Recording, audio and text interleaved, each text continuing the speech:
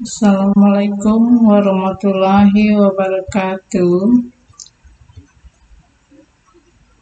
Perkenalkan, nama saya Herni Murniati, SPD MP Mat. Selamat datang anak-anakku sekalian di SMP Negeri 20 Palu. Pada kali ini saya pada kegiatan masa pengenalan lingkungan sekolah membawakan materi cara belajar efektif. Belajar efektif, belajar dan efektif. Apa itu belajar? Belajar yang menghasilkan peningkatan pengetahuan, sikap, dan atau keterampilan. Pengetahuan itu didapat dari materi-materi pelajaran yang diberikan oleh guru bidang studi masing-masing. Jadi ada 10 bidang studi dan gurunya beda-beda. Tidak seperti di SD, satu guru untuk semua mata pelajaran. Ada tema 1, 2, 3, sampai dengan 8 tema kalau di SD. Tapi kalau di SMP itu guru yang memberikan materi, satu bidang studi, satu guru. Nah, di situ kalian akan mendapatkan pengetahuan dari masing-masing guru bidang studi.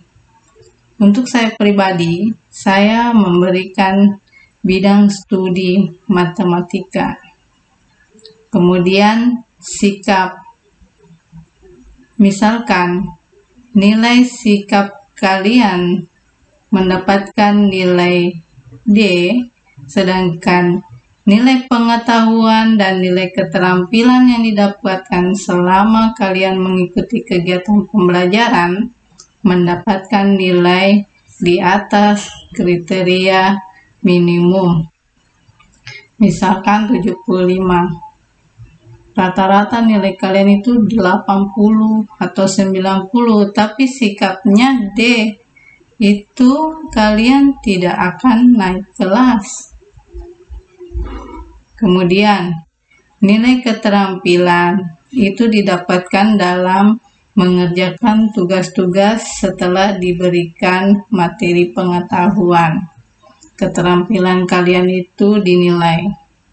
Jadi, nilai belajar yang menghasilkan peningkatan pengetahuan, sikap, dan keterampilan. Sedangkan efektif, sebuah usaha yang mendapatkan tujuan, hasil atau target yang diharapkan dengan waktu yang telah ditetapkan. Jika kalian diberikan tugas oleh guru mata pelajaran, misalkan hari ini kamu dikasih tugas, kemudian harus kamu selesaikan hari itu juga sebelum jam pelajaran selesai. Nah, di situ kalian akan mendapatkan nilai dari hasil pekerjaan kalian. Kemudian, belajar itu bisa dilakukan di rumah, bisa juga di sekolah. Kalau yang di rumah, ada 4 cara belajar yang efektif di rumah. Yang pertama, rutin belajar tapi sebentar.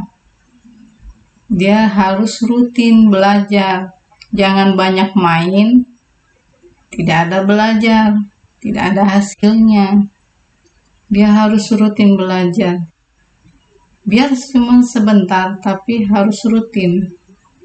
Kemudian, perbanyak latihan soal. Jangan hanya dilihat, dibaca, belajarnya dilihat, dibaca, tapi tidak pernah latihan soalnya. Itu tidak akan berhasil. Nah, kemudian belajar itu dimengerti, dipahami. Jangan belajar menghafal, karena menghafal itu akan cenderung menjadi lupa. Hari itu kamu hafal, belum tentu besok hafal. Tapi kalau mengerti dan paham, selamanya akan bisa. Kemudian biasanya kalau belajar suntuk bisa sambil mendengarkan musik yang slow, jangan yang rock. Terakhir, tidak bisa mengerjakan tugas karena musik yang dipakai musik rock, musik keras. Pakailah musik-musik yang slow. Jadi ada 4 cara itu belajar di rumah. Nah, belajar di rumah itu diawasi dan dibimbing oleh orang tua. Jadi orang tua itu memantau kegiatan anaknya selama belajar di rumah. Apalagi masa pandemi COVID-19 ini.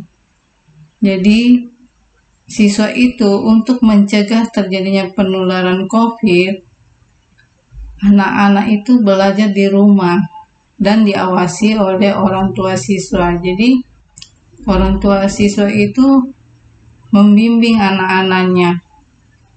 Mana yang dia tanyakan dijawab, mana yang dia tidak mengerti dikasih pengertian. Jadi ada kerjasama antara guru dengan orang tua. Kemudian kalau cara belajar efektif yang di sekolah biasanya ada 3 cara. Diskusi bareng teman. Bagaimana tuh diskusi bareng teman? Biasanya begini, kalau guru menjelaskan, kalian tidak paham apa yang dimaksud guru itu. Tapi kalau penjelasan dari teman, justru kalian paham. Oh, begini maksudnya guru ini bilang. Biasa seperti itu ya, ada kejadian-kejadian seperti itu. Malah bahasa teman lebih dimengerti dibandingkan bahasa guru. Nah, itu namanya bisa kita diskusi bareng teman-teman. Bisa ditanyakan. Kemudian mencatat sambil mendengarkan guru menjelaskan. Jangan hanya dicatat, tapi tidak mengerti. Karena tidak mendengarkan guru menjelaskan. Catatannya rapi, catatannya bagus. Tapi nggak dimengerti apa isinya. Hanya memperbanyak catatan, tidak paham apa yang dicatat. Jadi mencatat sambil mendengarkan guru menjelaskan. Kemudian kalau sudah waktunya istirahat, itu dipakai betul-betul untuk istirahat. Biasanya kalau yang sudah-sudah ini, pada jam istirahat dipakai untuk bermain.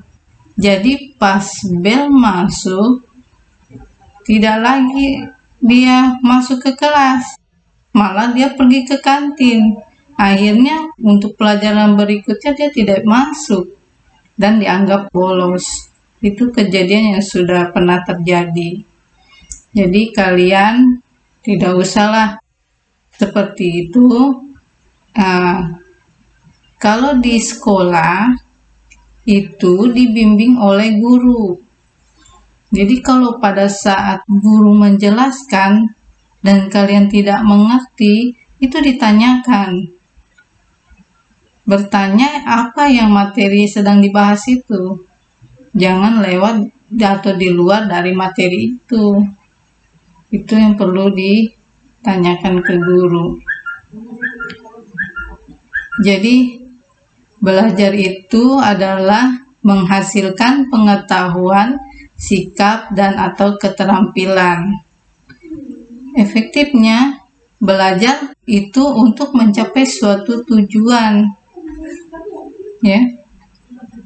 Kemudian, belajar bisa dilakukan di rumah, bisa juga dilakukan di sekolah. Belajar di rumah, ada 4 cara yang efektif. Kemudian, belajar di sekolah, ada 3 cara yang efektif. Ya, semoga cara belajar efektif ini bisa diterapkan untuk kedepannya nanti, dan selama kalian menjadi seorang pelajar, gunakanlah cara belajar yang efektif. Assalamualaikum warahmatullahi wabarakatuh. Terima kasih.